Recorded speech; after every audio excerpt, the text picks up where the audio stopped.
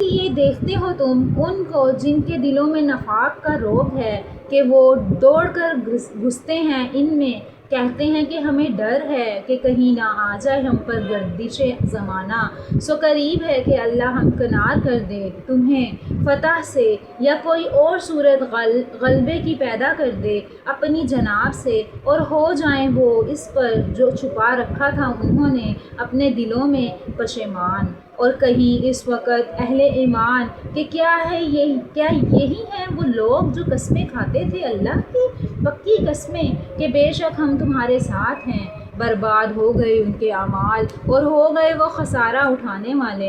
اے ایمان والو، جو کوئی پھرے گا تم میں سے اپنے دین سے تو عن قریب لائے گا اللہ ایسے لوگوں کو جو محبوب ہوں گے اللہ کو، اور نہیں اللہ سے محبت، اور انہیں اللہ سے محبت ہوگی۔